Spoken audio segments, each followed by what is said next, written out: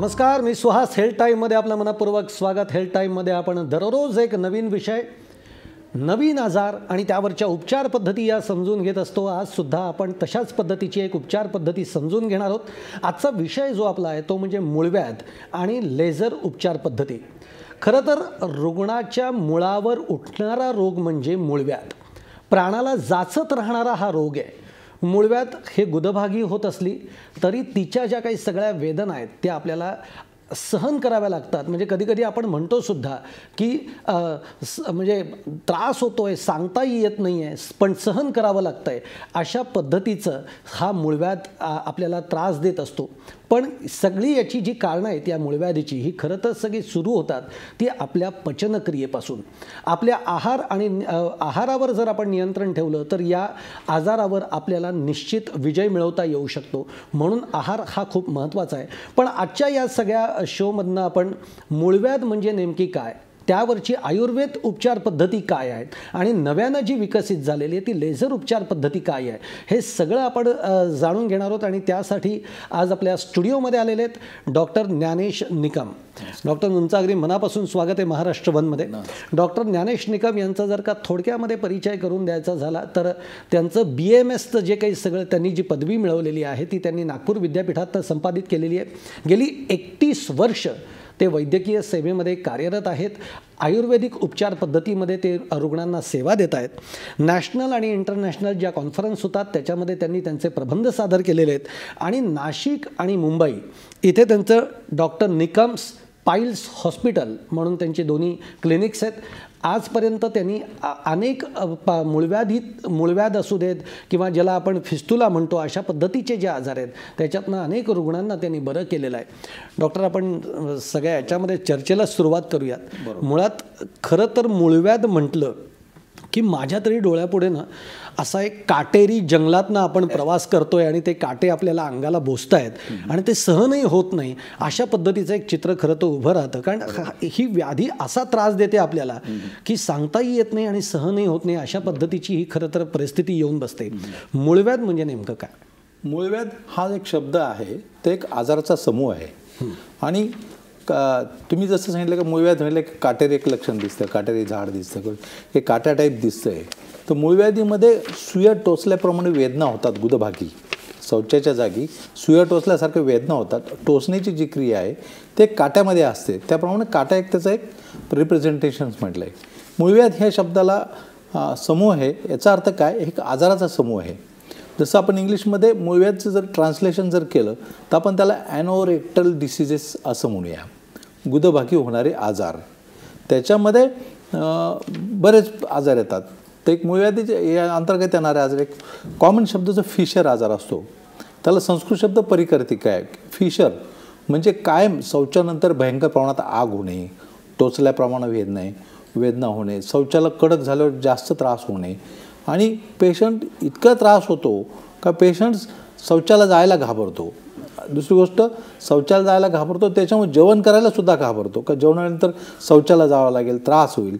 या भीतीपोटी पेशंट्स खाणं कमी करतो, विकनेस येतो, अशक्तपणा होतो.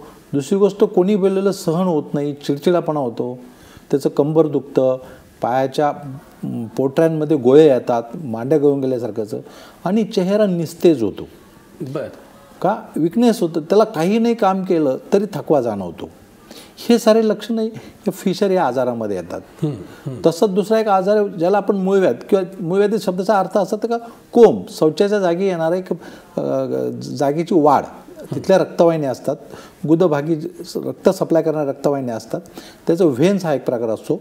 त्या व्हेन्सची वाढ, रक्तवाहिन्याची वाढ म्हणजे मूळव्याध असा एक कॉमन अर्थ पकडला जातो. त्याच्यामध्ये 2 प्रकार पडतात. एक बाहेरचं मूळव्याध, गुदभागीच्या बाहेर हाताला कोंब लागतात, त्याला एक्सटर्नल पाईल्स म्हणतात.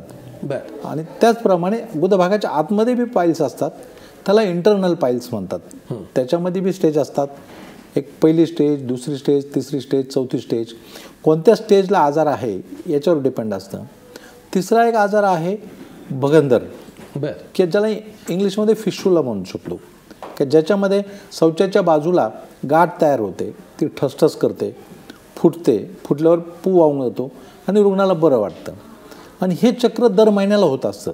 नंतर जितका आजार सिव्हिरिटीवर जाईल दर 15 दिवसाला 8 दिवसाला होत असतं. त्यांनी एक दिवसासाठी गाठ येते, ठसठस करते, फुटले की बरं वाटून जातं. त्याच्यावर रुग्ण हा विशेष त्याची काळजी घेत नाही, दुर्लक्ष करतो. पण त्यामध्ये फुटल्यानंतर एक आतमध्ये एक रस्ता तयार होतो ज्याला फिशुलाचा ट्रॅक म्हणतो आणि तो दिवसेंदिवस वाढत जातो. बरं. हा एक आजार आहे. चौथा आजार एक ॲप्सेस किंवा विध्रदी म्हणू शकतो की गुदभागाच्या पूर्ण मोठी गाठ येते.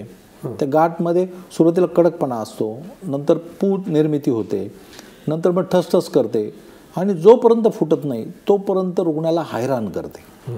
का पेशंटला बसताना त्रास, उठताना त्रास, शौचालयालाही त्रास होतो. शौचालयाचा सोडा, पण विशेषतः पेशंट खोकला किंवा हसला तरी त्रास होतो. बरं. याचं टिपिकल लक्षण खोकला किंवा हसताना जर दुखत असेल तर 99% तिथं विध्रदी किंवा ॲप्सेस हा आजार असू शकतो. ओके. याच्यामध्ये सूज असते, बसायला त्रास असतो, ताप असतो आणि रुग्णाच्या तोंडाला चव नसते आणि पेशंट हैराण होऊन जातो. अच्छा. हां, आणि हा आजार जितकं दुर्लक्षित करत जाल तेवढा तो पस आतमध्ये वाढत जातो. बरं. आणि नेमके अशा आजाराच्या रुग्ण जर मोटरसायकलवर किंवा 2 व्हीलर फिरत असेल तर तो आजार जास्त प्रमाणात तीव्रतेने वाढतो. बरं. कारण आतमध्ये गुदभागी पू झालेला असतो. आपण मोटरसायकलवर बसतो, ते व्हायब्रेशन जे लागतात त्याच्यावर तो पू आतमध्ये पसरायला मदत होते. बरोबर आहे.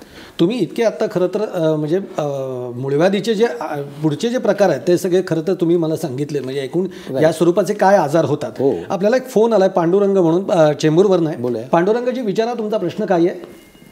नमस्कार सर. नमस्कार. नमस्कार. माझा हा प्रश्न असा आहे की मिसेसला ना मूळव्याधाचा त्रास होतोय आणि तो शौचाच्या ठिकाणी ना रेक्टममध्ये असं मोड आल्यासारखं होतंय, बसता उठता वगैरे त्रास होतोय त्या संदर्भात, आणि कधी कधी ब्लडही पडतं. तर ते उपाय सुचवा, ते उपाय सांगा मग. अगोदर हां, ठीक आहे. मूळव्याधीतलंच तुम्ही जे आता म्हटलात की बाहेरच्या बाजूला जी मूळव्याधीची लक्षणं दिसतात त्याच्यामध्ये हे येतं. रक्त पडणं एक त्यांचे विशेषतः कंप्लेंट, रक्त पडणं ही कंप्लेंट आहे. याच्यामध्ये जर आपण आयुर्वेदिकमध्ये बघितलं तर एक आयुर्वेदिक काष्ठौषधी दुकानात एक नागकेशर नावाचं चूर्ण मिळतं. नागकेशर चूर्ण ते जर आपण तुपामध्ये घेऊन किंवा लोण्यामध्ये मिक्स करून सकाळ संध्याकाळ जर अर्धा चमचा जर खाल्लं तर 100% त्यांचा रक्तस्राव बंद होईल. आणि त्याच्यानंतर रुग्णांनी एखाद्या प्रॉपर डॉक्टरांना दाखवून प्रॉपर निदान करून त्याचा उपचार करावा, म्हणजे जास्त चांगलं राहील. डॉक्टर, तुम्ही जे आता मूळव्याध सांगितलं, फिस्टुला सांगितलं, याची लक्षणं म्हणून काय आपण ओळखायची? म्हणजे आता मला मूळव्याधीचा त्रास होतो आहे, हां, तो ठीक आहे. तुम्ही आता जसं म्हणलात की बसता उठता तुम्हाला शौचाला गेल्यानंतर तो त्रास होणं, ही झाली ती स्टेज पुढची गेल्यानंतर. पण मुळामध्ये मला अशा पद्धतीची काही व्याधी जडती आहे, याची लक्षणं म्हणून आपण काय बघायची? मुख्य लक्षणं एक आहे का शौचाच्या जागेला कधीही आग झाली, कधीही आग वाटायला लागली, शौचानंतर जर तिथं गरम वाटायला लागलं किंवा थोडी आग होते किंवा टोचल्याप्रमाणे होतं असं जर जाणवत असेल, किंवा संडास झाल्यानंतर संडासच्या कडेला रक्त लागून पडलं आहे किंवा संडासला 1-2 ड्रॉप पडला आहे, तर 100% समजायचं आपल्याला मूळव्याध झालेला आहे. बऱ्याच वेळेस काय होतंय का रुग्ण रात्री चिकन खातो किंवा मटण खातो, बरोबर, किंवा सकाळी त्याला आग होते, तर रुग्ण स्वतःच समज असं करून घेतो रात्री तिखट भाजी खाल्ली म्हणून आग झाली. आणि ह्या एकाच कारणामुळे हा आजार दुर्लक्षित असतो. आपल्याला एक सोलापूरवरनं फोन आहे, राज म्हणून. राज, विचारा तुमचा प्रश्न काय आहे. हा सर, नमस्ते. नमस्कार. सरांना प्रश्न विचारायचा मला. हा, बोला. मूळव्याध असू द्या, भगंदर असू द्या किंवा फिशर असू द्या, तर ओव्हरऑल ओपीडी बेसवर काय ट्रीटमेंट करायची त्या पेशंटला? आता आम्ही काही वारकऱ्यांसाठी शिबिर वगैरे मोफत घेतो. अशा वेळेस ते वारकरी पंढरपूरला जाणारे तक्रार करतात की मूळव्याधाचा त्रास आहे, आणि ते 2-4 दिवसासाठी घरातून बाहेर असतात, आणि मग त्यांना लगेच रिलीफ मिळण्यासाठी तर आपण त्यांना ओपीडी बेसवर काय ट्रीटमेंट द्यायची किंवा कुठलं औषध द्यायचं ह्याच्यामध्ये आयुर्वेदानुसार? हां, OPD तर शक्यतो OPDनुसार औषधं ते रुग्णाचे काही लक्षणं त्याच्यानुसारच दिले जातील. बरोबर आहे. समजा त्यांना शौचाच्या वेळेस जर कडक होतंय, पण तरी त्यांचं म्हणणं असं आहे की म्हणजे साधारणतः ते समाजसेवेच्या दृष्टिकोनातनं काम करत असावेत. आणि जे काही वारकरी वारीला जातात, अशा वेळी काय होतं की वारकऱ्यांमध्ये अनेक प्रकारचे आजार त्यांना बिचाऱ्यांना होत असतात. या सगळ्यांना पुन्हा चालणं आहे, अशा वेळी काय करता येईल? 2-3 औषधं सांगूया त्यांना.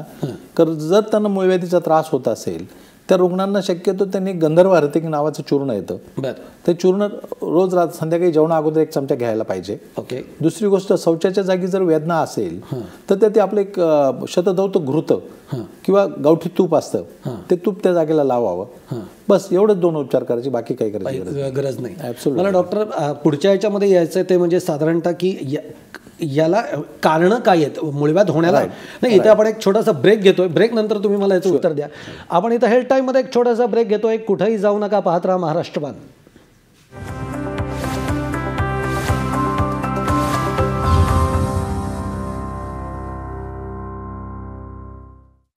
ब्रेक नंतर आपलं स्वागत आहे. आपल्याला डॉक्टर, मी ब्रेकवर जाण्यापूर्वी तुम्हाला विचारलं होतं की आपल्याला आहाराविषयी बोलायचं, पण एक वैभव तुपसाखरे म्हणून भिवंडीवरनं फोन आहे. वैभवजी, विचारा तुमचा प्रश्न काय आहे.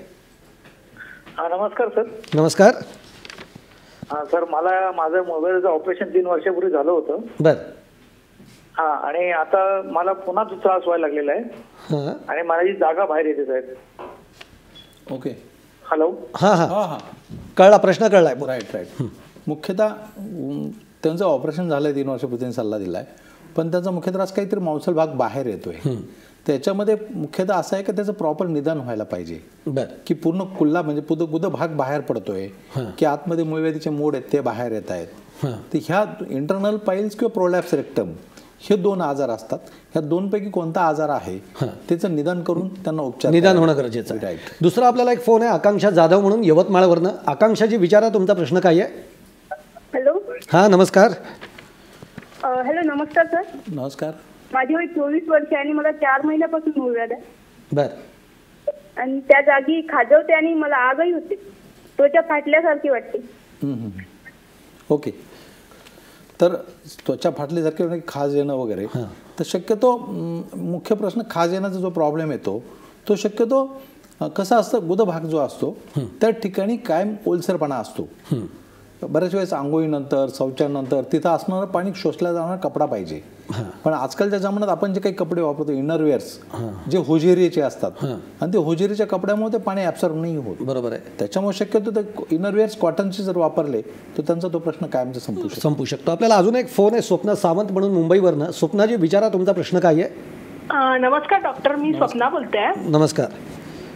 साधारण 5-1 वर्षापूर्वी मला फिशरचा त्रास सुरू झालेला. म्हणजे तेव्हा तो एवढा सिव्हिअर नव्हता, पण आता त्याचा भरपूर सिव्हिअरिटी वाढली आहे. म्हणजे जेव्हा मी नॉनव्हेज खाते किंवा काही तिखट खाते तर मला जेन्युइनली त्याचा भरपूर त्रास होतो. आणि आता थोडीशी चामडी आल्यासारखी वाटते मला बाहेर. एकदा मी डॉक्टरशी कन्सल्ट पण केलेला, पण त्यांनी मला इमिजिएट ऑपरेशन सजेस्ट केलेला. पण मी जेव्हा सेकंड डॉक्टरला कन्सल्ट केलं तेव्हा त्यांनी असं सांगितलं की ते तुम्ही किती ऑपरेट केलं तरी चान्सेस असे असतात की ते पुन्हा यायचे. त्याच्यानंतर मग मी आयुर्वेदिक डॉक्टरकडे गेलेले आणि त्यांनी मग मला एक मलम दिलेलं, त्यांनी थोडंसं बरं वाटलं. पण परत मला आता त्याचा त्रास सुरू झालाय. तर तुम्ही काही सजेस्ट कराल का, काही आयुर्वेदिक असा काही उपचार आहे की ज्याला मला कंटिन्यू म्हणजे कायमचा आजार माझा बरा होऊन जाईल. नाही, तुम्हाला जो पहिल्या डॉक्टरांनी सल्ला दिला ऑपरेशनचा, तर ऑपरेशन शक्यतो करायचं नाहीच त्याला, कारण ऑपरेशन करणं हा काही त्याच्यावर इलाज नाही आहे. तो आजार पुन्हा नष्ट व्हावा, निर्मिती होऊच नाही याचं बघणं जरुरी आहे शक्यतो. त्यासाठी शक्यतो वेळेवर जेव्हा भूक लागेल त्याच वेळेस जेवायचं, जेव्हा तहान लागेल त्यावेळेस पाणीच प्यायचं. हे जर 2 मस्त गोळी पाहिल्या आणि जेवणात दूध तुपाचा जर वापर केला तर हा प्रश्न संपू शकतो, कमी होईल, संपूनही जाईल. आपल्याला अजून एक फोन आहे वैद्यनाथ केंद्रे म्हणून रायगडवरनं. वैद्यनाथजी, विचारा तुमचा प्रश्न काय आहे. Hello sir. हां, नमस्कार, बोला. बहुतेक त्यांचा फोन कट झाला आहे. मला मगाशी यांच्या फोनवरनं एक प्रश्न असा विचारावा वाटतो की ऑपरेशन केल्यानंतर, म्हणजे त्याच्याही आधी जेव्हा फोन आला होता ते म्हणले की मला पुन्हा दुसऱ्यांदा झालेला आहे. म्हणजे मूळव्याध पूर्णतः बरी होते किंवा नाही होत, का पुन्हा ती उद्भवू शकते. नाही, याच्यात गैरसमज असे असते की त्या जागेचे एकंदर 8 ते 10 आजार आहेत. बरं. तर समजा त्यांचं जर फिशर आजाराचं पहिलं ऑपरेशन झालं असेल तर त्यांना इंटरनल पाईल्स नावाचा आजार होऊ शकतो. बरं.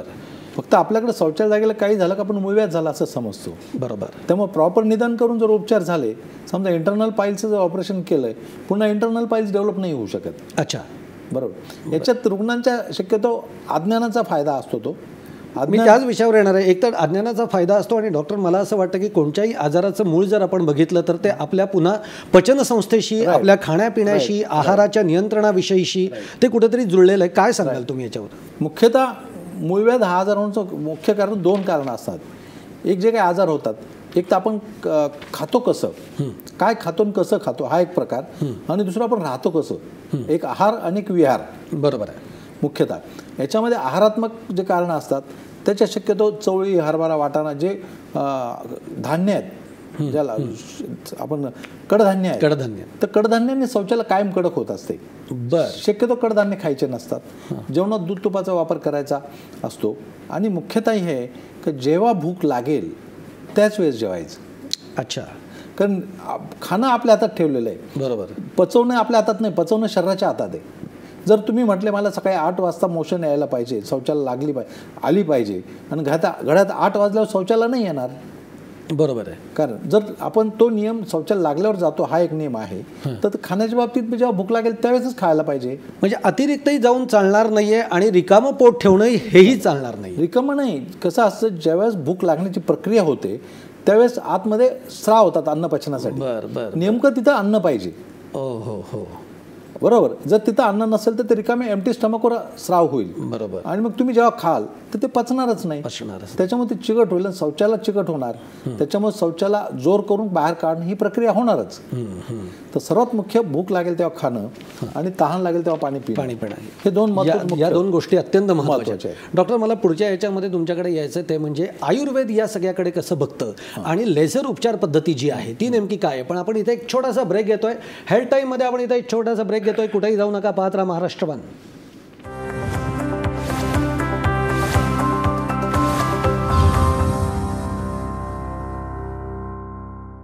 ब्रेकनंतर पुन्हा एकदा आपलं स्वागत आहे. डॉक्टर, आपल्याला अजून एक फोन आहे बालाजी शिंदे म्हणून चेंबूरवरनं. बालाजीजी, विचारा तुमचा प्रश्न काय आहे. सर नमस्कार. नमस्कार सर, मी महाराष्ट्राचे आभार मानतो. तुम्ही आपल्या श्रोत्याकरता चांगले डॉक्टर घेऊन येतात रोज. धन्यवाद. आणि तुम्ही दररोज बघताय त्याबद्दल धन्यवाद तुम्हाला. सर मी रोज बघतो रोज बघतो मी. थँक्यू. हा सर, माझा निकम सरला असा एक प्रश्न आहे सर. मला 1-2 वर्षापासून ना मी कुठला ट्रीटमेंट वगैरे केलं नाहीये. तर मला 2 वर्षापासून तुमच्या टीव्हीचा आवाज बंद करा बालाजीजी. तुमच्या टीव्हीचा आवाज बंद करा, नाही तर आम्हाला ऐकू नाही येणार नीट. हा सर करतो. हा सर, मी रोज बघतो तुमचा प्रोग्राम. तुम्ही चांगले मोठे तज्ञ घेता आणि निकम सर आणले जाता. हे खूप जुने आहेत. मी यांचं पहिले बी पेपरला वगैरे वाचलेलं आहे सर. तुमचा प्रश्न विचारला सर. सर माझा प्रश्न असा आहे की मला 2 वर्षापासून त्रास आहे. दर महिन्याला संडास वाटलं, खूप रक्त जात आहे. मी काही लोकांनी काही जणांकडून म्हणून घेतलेला, त्याने त्या कोणाला फरक पडला. नंतर मी टाळाटाळ केलं. जरा उपाय सांगा मला, मेहरबानी सर प्लीज. एक तर टाळाटाळ करू नका, हा पहिला उपाय आहे त्यातला.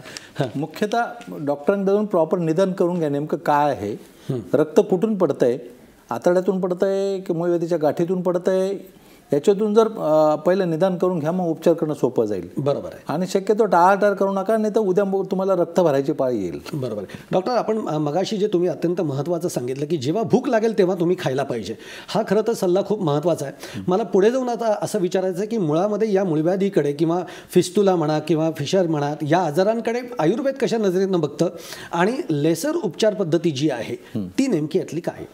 कारण मूळव्याध, भगंदर किंवा जे गुदगत आजार आहेत तर याच्यावर शक्यतो ॲलोपॅथी जे शास्त्र आहे त्यांचं जे कापाकापीचं जे ऑपरेशन आहे ते 100% सक्सेस नाही आहे. बरं. त्याच्यामुळे रुग्णांचे जे हाल होत आहेत का 4-5 दिवस ॲडमिट राहा, टाके घाला, टाके काढा, वेदना, 1-1.5 महिना घरी झालं, तो एवढं करून बी आजार 100% बरा होतो. मग लेझरमध्ये काय. लेझर ही जी पद्धती आहे ही आयुर्वेदात पूर्वीपासून सांगितलेली आहे. बरं. फक्त कसं असतं, लेझर हे इंग्लिश नाव आहे. बरोबर. त्याचं आपण मराठी नाव काय करू, कारण आयुर्वेद हे शास्त्र पूर्ण संस्कृतमध्ये. बरोबर.